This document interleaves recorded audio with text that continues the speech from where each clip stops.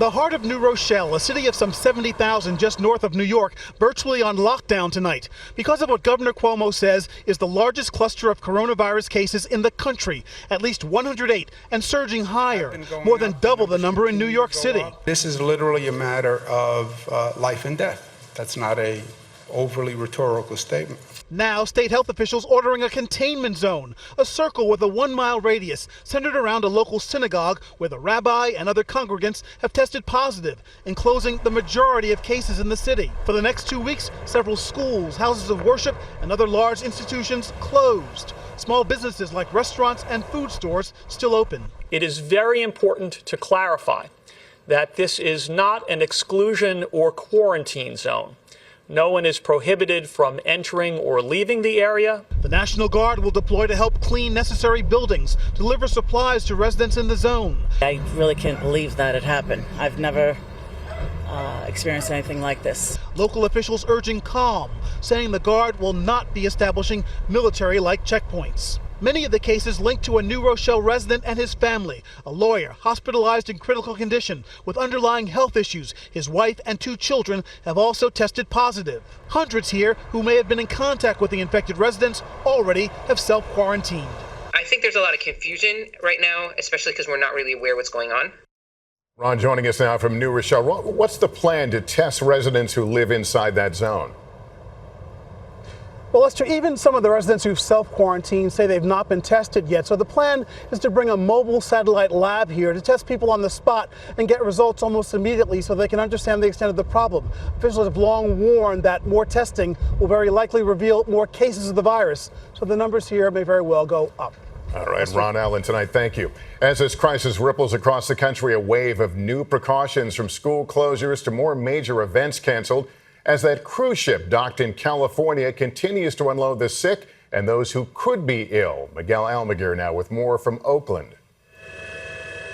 Escorted by emergency teams in full hazmat suits, the sick and elderly are among the first to finally disembark the Grand Princess cruise ship. But the nightmare at sea extending to shore as more than 2,400 passengers will now spend 2 weeks in quarantine. Some moved to military bases.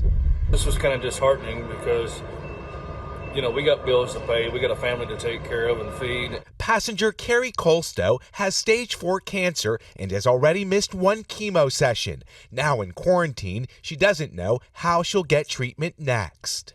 I'm hoping that the cancer isn't growing while this other potential problem exists. In Washington state, an unfolding crisis. At the Life Care nursing home, the epicenter of the outbreak, 55 confirmed cases and 71 others showing symptoms, as 2 separate nursing homes report additional deaths. The spread in the community is probably much wider than the testing suggests. Today, there's probably as many as 1,100 cases. And 6 weeks from now, that number could be in excess of 70,000.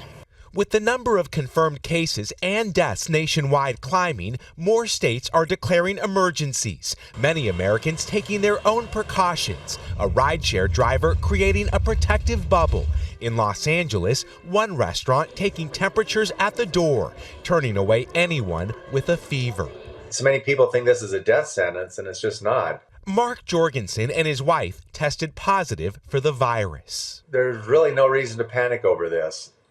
Your odds of getting it are small, and if you do get it, your odds of recovery are very great. But tonight, hospitals and government agencies are taking no chances as scenes like this play out at sea and on shore. The official number of coronavirus cases on the ship behind me remains at 21, but doctors expect that number to rise. Lester. And Miguel, life around us continues to change. I know there's late word tonight about more colleges canceling classes. What do you know about that?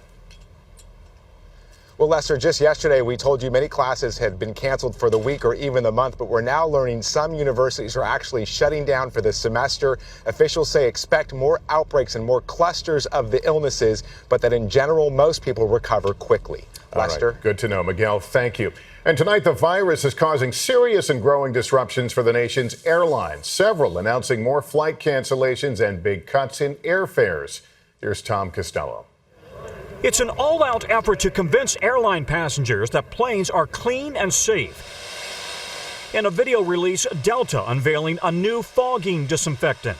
The disinfectant sticks to surfaces as soon as it's applied. It's highly effective against many communicable diseases, including coronaviruses. The coronavirus effect has been fast and devastating for the airlines. Planes half empty with business and families canceling travel plans.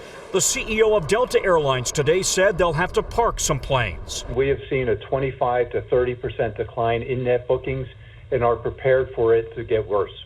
Delta, American, and United all cutting back on both U.S. and international flights. The CEO of Southwest now says the coronavirus is having a greater impact on travel than 9/11. 9/11 wasn't an economically driven issue for travel. It was more fear, quite frankly, and I think that that's really what's manifested this time. The nation's airlines insist America is still open for business, with airlines dropping airfares well into the summer.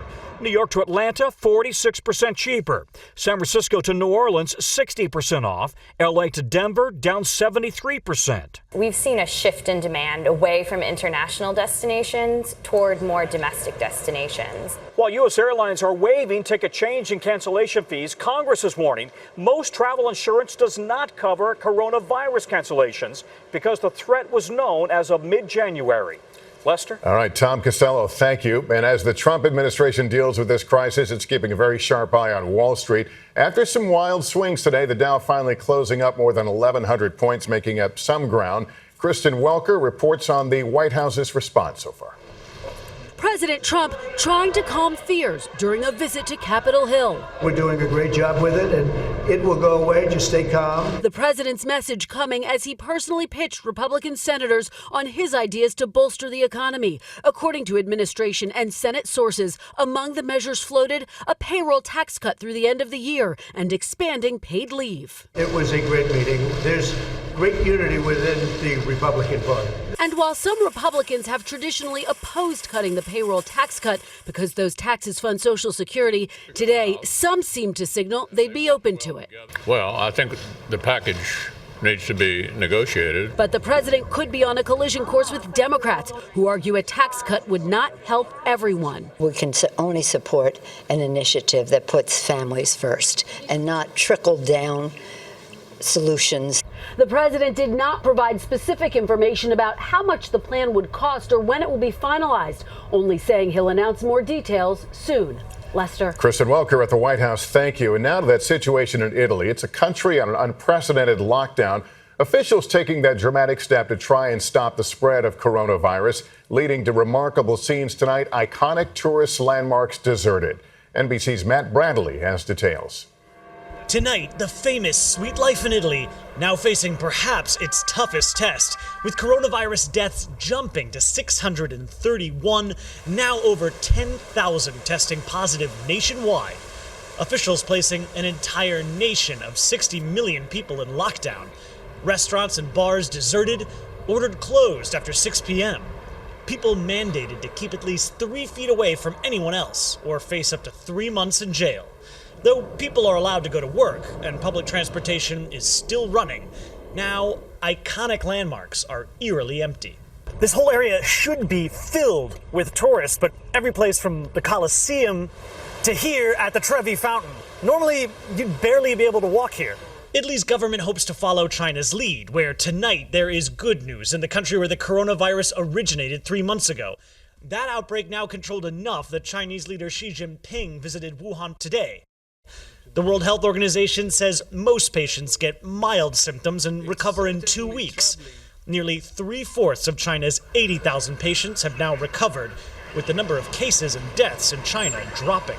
The world is watching to see whether these tough tactics can help halt the spread of this deadly disease. The Italian Prime Minister said earlier tonight that he could impose even stricter rules. Lester? An entire country in lockdown. Matt, thank you.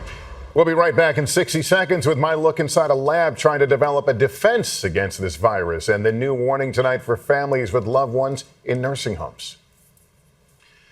Tonight, I want to take you to the front lines in the fight against coronavirus inside one of the many pharmaceutical companies racing to develop vaccines and treatments and offering some reason for hope. In a lab north of New York City, there is palpable anticipation that a defense against, even treatment for, coronavirus is close at hand. We are optimistic because we've done this approach to treat many human diseases, 7 different diseases. The company, Regeneron, is in a global race among pharmaceutical companies to tackle coronavirus. Okay, so if you take a look under the microscope, scientists here are creating pseudo-coronavirus, meaning the virus minus its ability to replicate, allowing them to leverage what they believe is their secret weapon, mice, housed in these protective structures whose immune systems have been genetically altered to mimic those of humans.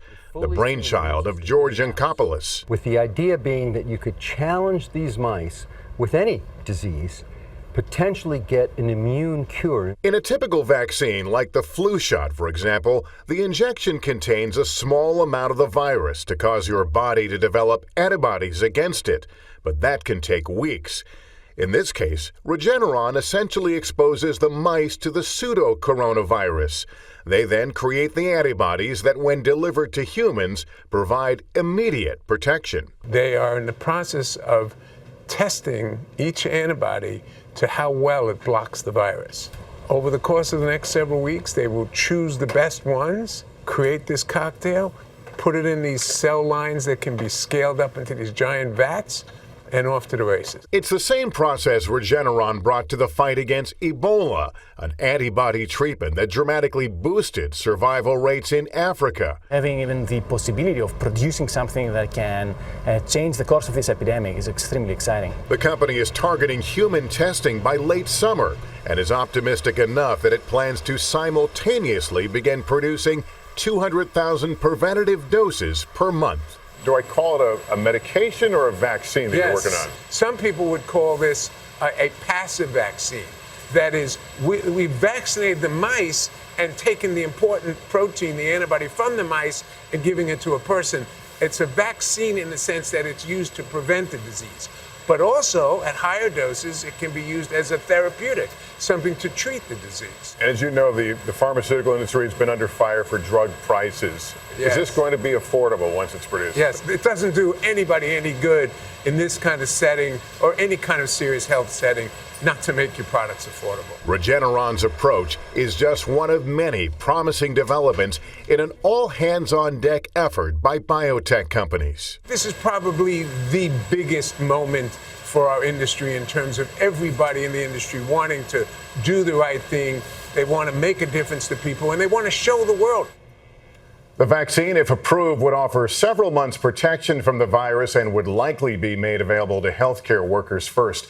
To get some perspective on where we are in this crisis, let me bring in our chief medical correspondent, Dr. John Torres. It was only a few months ago we were talking about how deadly the flu season is. It kills more than the coronavirus. So why is this virus so much more worrisome? Lester, both the flu and coronavirus are respiratory illnesses. They have similar symptoms and they can both be deadly. But the big difference here is that we know the flu. We have a vaccine for it and medications that work well. And we know that the flu is seasonal. It'll start to wind down come summer.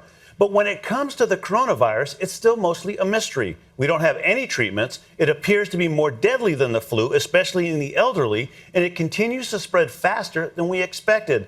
The hope is that it'll also be a seasonal virus, but Lester, only time will tell. To what we don't know that can be so disturbing. Exactly. All right, Doctor, thank you.